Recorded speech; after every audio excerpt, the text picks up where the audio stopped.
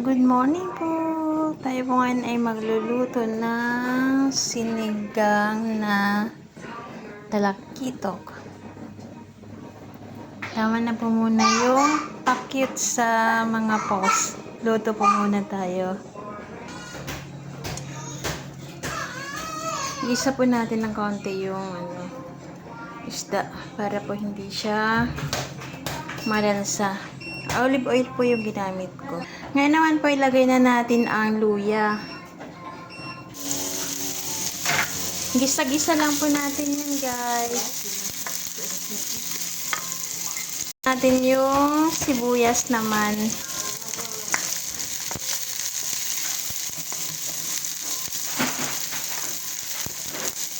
Sunod na po natin yung kamatis, guys.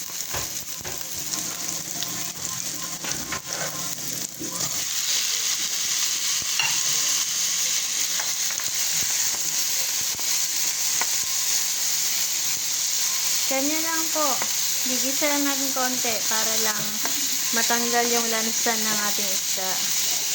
Ngayon naman po lagay na natin yung ating isda. Halera lang po natin yan ng paganyan para lang po siya ay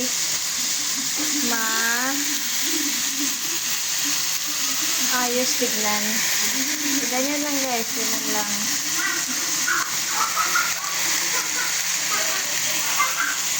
Ganyan lang po. Tapos takpan po natin ng kaunting oras.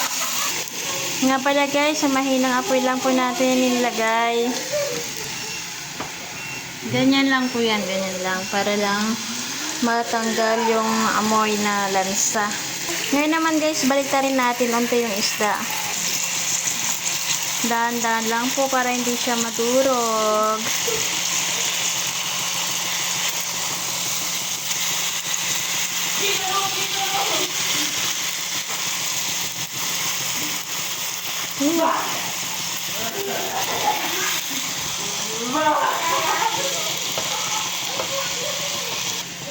Ganyan na siya, guys. Pwede natin ilagay ang tubig.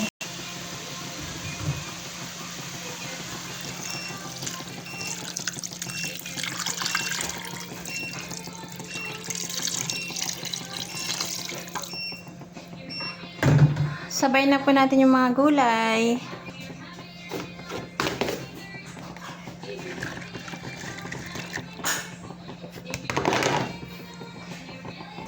Ayan siya, guys. Malapit na.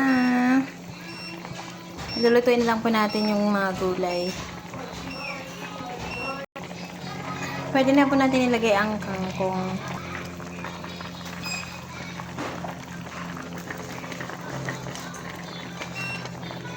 Okay na po natin sinigang na talakito.